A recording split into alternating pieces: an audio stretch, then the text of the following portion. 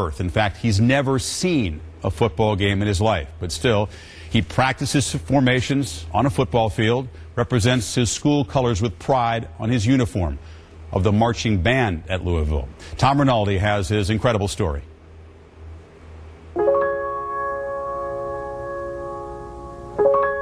The piece is titled Clair de Lune, Light of the Moon. In the darkness of his eyes and through the sweetness of his hands, when Patrick Hughes plays, it is the music of possibility and the sound of promise. How would you describe your disabilities? Not disabilities at all, more abilities. Abilities everybody hears and sees at every Louisville football game. To understand how Patrick Hughes and his father became a two-person member of the Cardinal Marching Band, go back to when the music began. Born without eyes and with a tightening of the joints that prevents his limbs from ever straightening, Patrick has been blind and crippled from birth. There's just countless the number of dreams that died, and my wife and I were devastated. We just asked, why us? We played by all the rules, we worked hard, we just didn't understand. That heartbreak began to fade even before Patrick's first birthday, from his first moments at the family's piano in Louisville, Kentucky.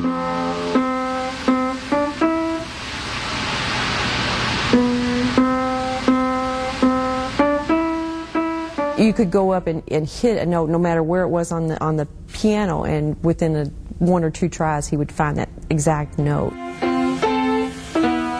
By his second birthday, he was playing requests. Can you play You Are My Sunshine?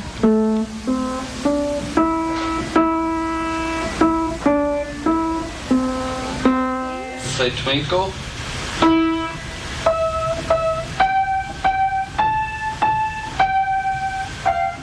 I was just ecstatic that, okay, we're not going to play baseball, but we're going to play music together, and that was really exciting.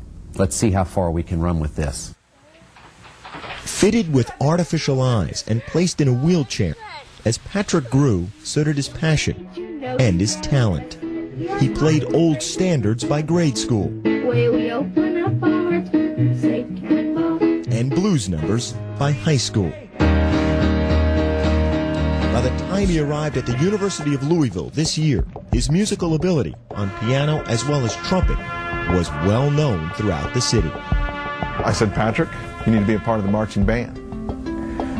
And their reaction was just a little bit of a pause. My dad and I are hearing this and we're like, right. I mean, how in the heck am I supposed to march? The next step was working out what we needed to make happen in order for Patrick to be involved in the marching band, other than just parking on the sidelines and playing his instrument. I said, well, if Dr. Burns that impassioned about it and Patrick wants to do it, then by golly, I'll give it my all as well. So it was decided Patrick would play and Dad would push.